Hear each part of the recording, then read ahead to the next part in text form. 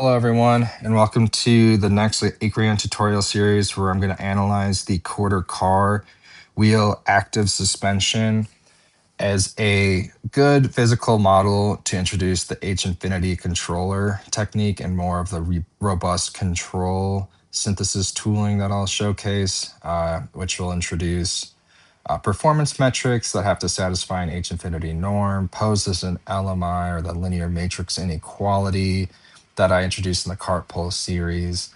And I'm going to look at the mixed sensitivity side of things too. So when you break down the feedback control loop, how you can actually loop shape with MIMO controls, as this will be a multiple degree of freedom example.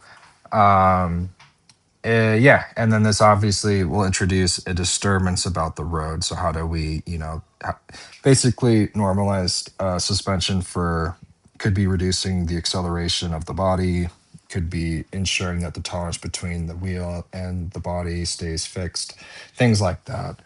Ride comfort, control effort, etc. So without further ado, let's jump in. So the system here, we have a body and that'll be the chassis. And then we have the suspension here, which is a spring mass damper system that has an active hydraulic component or a hydraulic cylinder.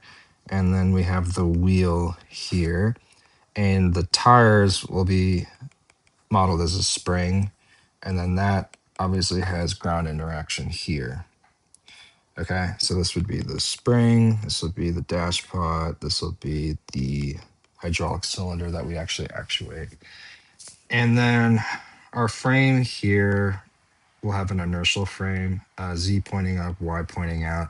There's obviously no active components on the Y direction. Everything is on the Z. And it's actually much easier to just use a direct Newton approach rather than a Lagrangian approach, because essentially it's all of this is linear. We can model it with F is equal to ma, some of the forces about the body and the wheel with its relative kinematics, which are straightforward to derive. So that's the approach that I'm going to take.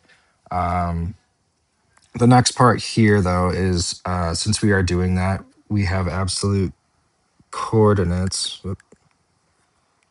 So that's the length of the unstretched spring of the tire. That's the suspension. And then we have positive displacement of the wheel pointing upwards. We have positive displacement of the body pointing, upwards. And then we have a unknown road disturbance, which is a modeled as a positive step on the plane that would be the road, or it could be a pothole if it was negative. Okay, and so to start, we can do a free body diagram of our system here. And so with the body, we are modeling the hydraulic cylinder is pushing up on the body, so it's going to be a positive force. We have the mass of the body times gravity pulling it down. We have the dash pot force opposing positive motion. We have the spring of the suspension also opposing this upward motion. And then the wheel will have a similar thing, except first we'll have the equal and opposite force here. So the cylinder is pushing up on the body, it's pushing down on the wheel. The wheel also has its potential gravitational force pulling it down.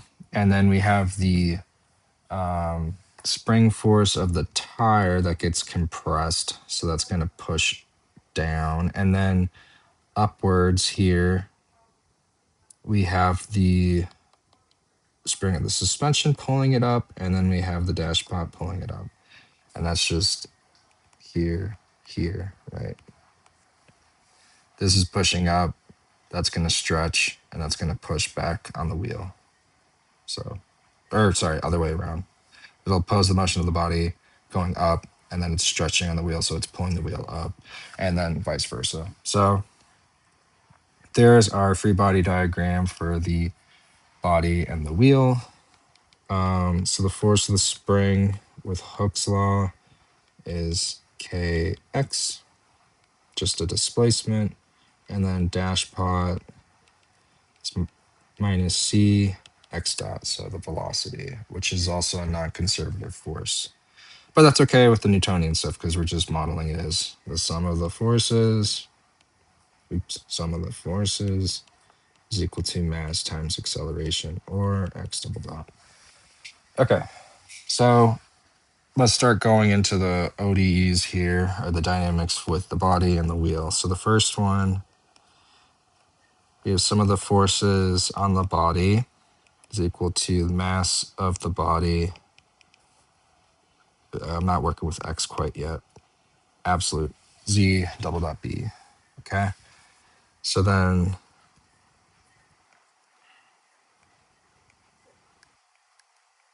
mass of the body, z double dot. And so we have a spring force here. So we have Ks, and then we're going to have this ZB minus CW minus LS. And then we're going to let this be delta S. Okay. And then we have the dash pot opposing this upward motion. So C, and then we'll use delta S dot. And then we have minus MBG, and then plus FC. Okay. So that's our first ODE. The second one, so sum of the forces on the wheel, mass of the wheel, Z double dot, ZWW dot. So then we have mass of the wheel, ZW dot. And this is where we have equal and opposite here. So we have, well, let's start with, we'll go with the KS first. So spring force going upwards, delta S. We have C delta S dot. We have minus KT. And then this is going to be ZW minus ZR minus LT.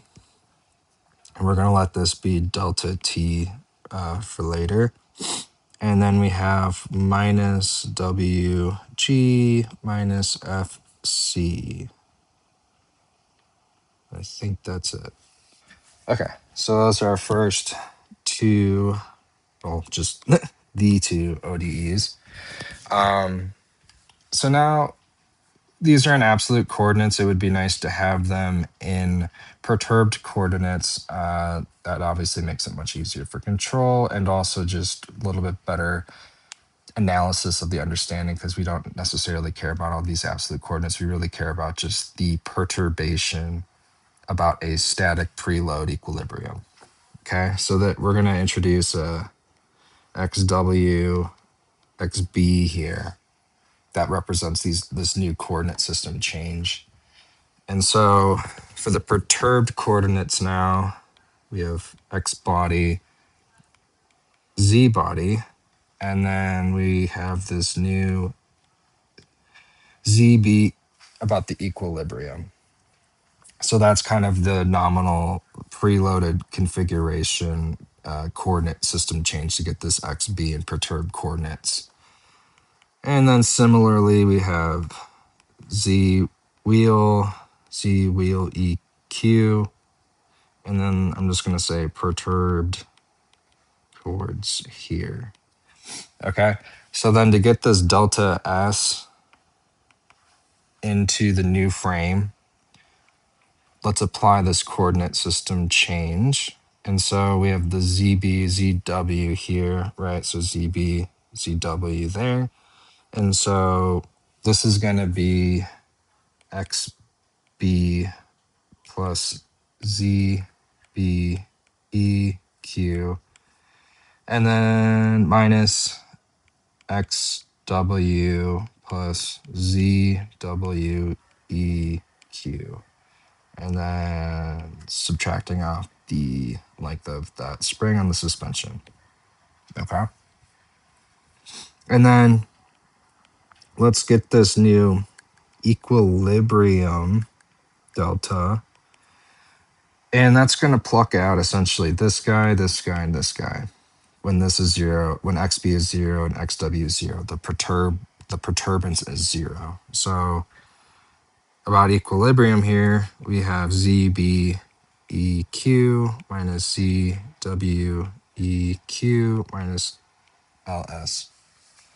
Okay, so that's our delta s about the equilibrium. Now about delta t eq here. Oops, I'm jumping ahead. Just delta t. So delta t here, a little simpler. We have xw plus zweq, like before, there, with minus lt, right? Minus zr. But that's actually going to be, because obviously with the static equilibrium, that's going to be 0. So for the delta t eq, we're going to have zweq minus lt. Okay, so now we have we have the perturbance coordinates now, and we have these equilibrium change of variables here to shift back from absolute into our static configuration. That's all nice and affine. So with the perturbance here, we are saying that z dot is equal to 0. The road disturbance is 0. And our trim here would be 0. And I'll get to that in a moment. But essentially, if we have this force of the cylinder here at an active, basically preloaded configuration, that's actually absorbing some of this weighting force, right, from mg. So like this guy is going to be absorbing or opposing some of that body motion pushed down onto it. And so FC is going to be this FC bar, which is our static load or hold. And then we have plus UT, our control, so active control. Okay. And that's what I'm saying here is basically trim. So at 0, we just have static load. Okay. So then if we plug this in to our first ODE above I, that's 0. And then we have, so we have KS here. And then that's going to be minus KS. And then that's going to be delta S EQ minus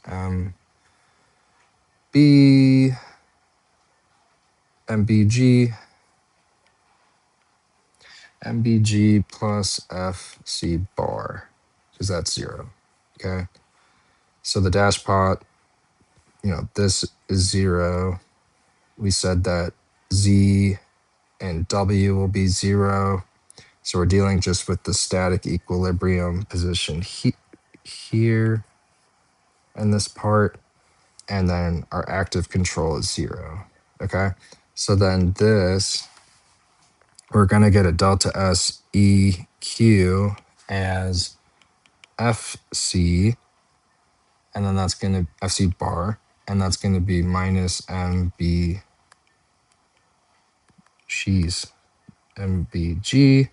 and then over KS.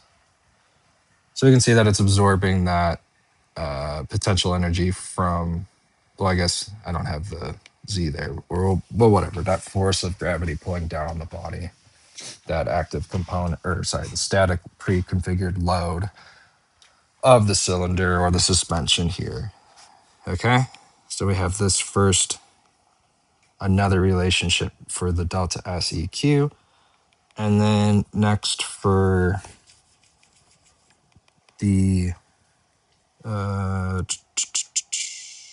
tire here, right? So this has a preload configuration as well. So C double dot is equal to 0, KS delta S, right? So we have delta S EQ like before, we're going to have a minus kt delta t eq now. We're going to have mass of the wheel times gravity, and then we're going to have minus fc bar because the force is in the negative direction. Okay, so then now we can see, let's start maneuvering things around. So we want to first introduce, let me think here just for one moment. So I don't think that part quite yet. So we have a ks. So if we have if we substitute in the delta seq from here, the ks will drop out. So we have a f bar c mbg, right, in the front half. And then we have minus kt delta t eq, and then we're going to have minus w mwg, and then minus f bar c. We can see that these two drop. We have then what's going to be mbg plus mwg is going to be equal to kt delta t eq. And if we divide out this K2, we have a delta TEQ is equal to MBG plus MWG divided by KT. All right, so essentially what we're seeing here is that the gravity is compressing basically both springs, right? We have this guy and this guy. So the suspension and the tire. And the tire is absorbing both the body and the wheel, which makes sense. And then the suspension, or the active, I keep saying active, I mean the static preloaded force that we've bundled in with the active control component FC of the cylinder has a suspension component.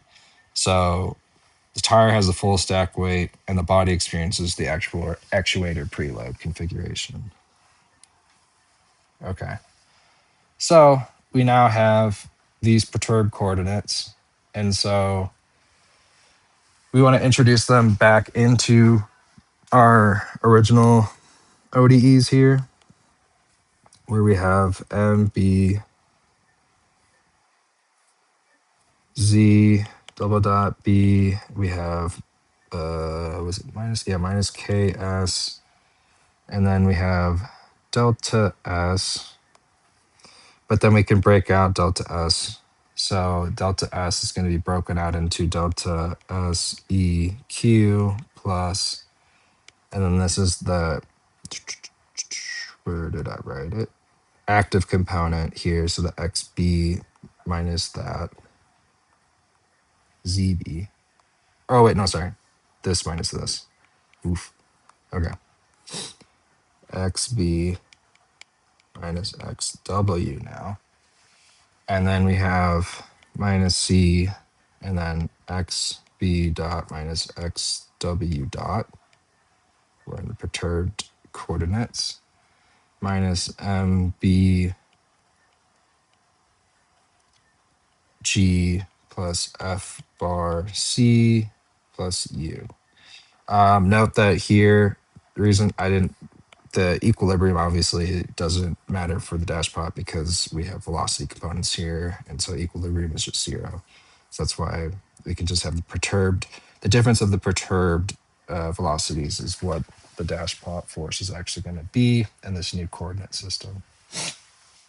Okay, so we know from above with the delta SEQ that this guy, this, and this is going to drop out to 0. And so what we have left over now is MBZ double dot, X, or perturbed coordinates X. We have minus KS X b minus xw minus c x dot b x dot w, and then plus u. And yeah, that's our first ODE.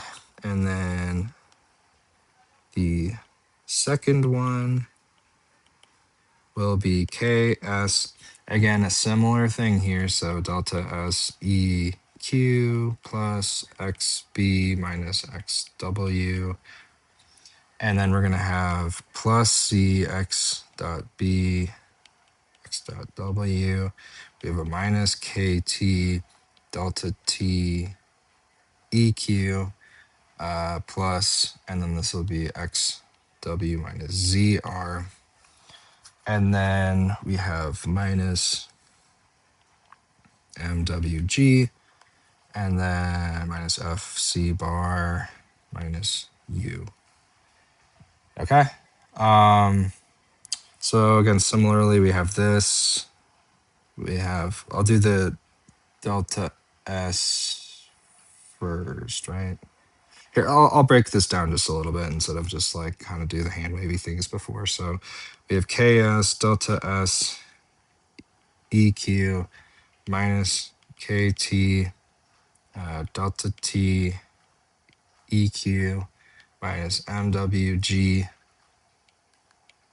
plus F bar C. Okay, and this is going to be 0, but we'll get there in just a moment. So this here, we know that the delta TKT, right, is going to be, this part will be MBG plus MWG, right, over K, but the K cancels, and then this MW will break out of here. So that goes to 0, right? And so then what we're left with is this, this, and this, and then from above, that guy goes to 0. So we've squeezed out all the equilibrium components here. And so now we have MWX double dot W is going to be KS, and then XB minus XW plus CX dot B minus XW dot. And then we have minus KT XW minus ZR, and then minus U. All right.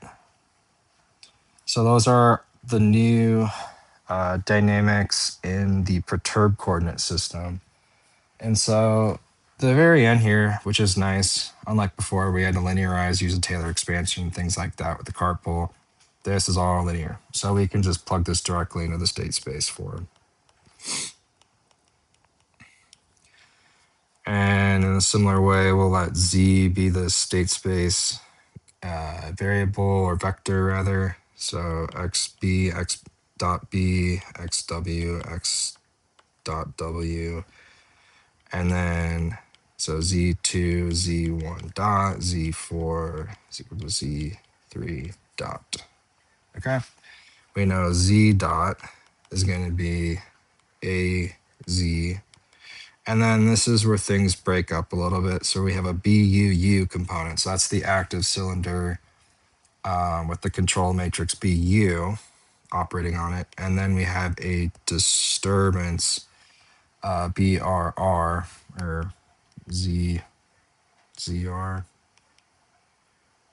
I forget how I think I use ZR, yeah. That's what so the BR is the input matrix, not for the disturbance channel going into our state space being modeled. So the plant dynamics, plant dynamics here. So we have 0, 1, 0, 0. And then for the next double dot here, XB double dot, we got to divide out the MB across. So for XB to start, we have minus KS MB. And then the next guy is going to be the velocity component here. So that's going to be actually the dash plot, MC, MB. And then this is the wheel part. So we have KSMB here. And then its velocity component. So CMB. Okay. And then for row 3, 0, 0, 0, 1.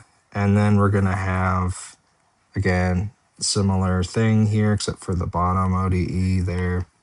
So we have KS divided by MW for XB. And then for the body here, I think it's, yeah, just C over W, right?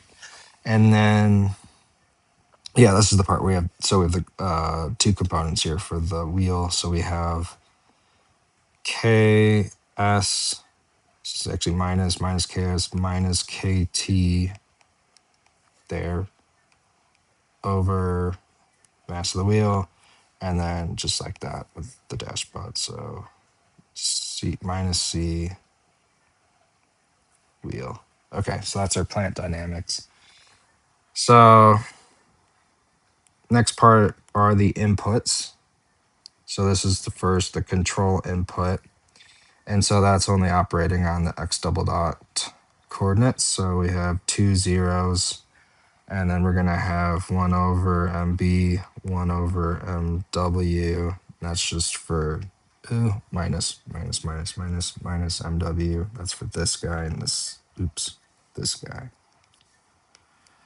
Okay. And then for BR, for the road disturbance input, we have only operating on the second ODE here, here, and here.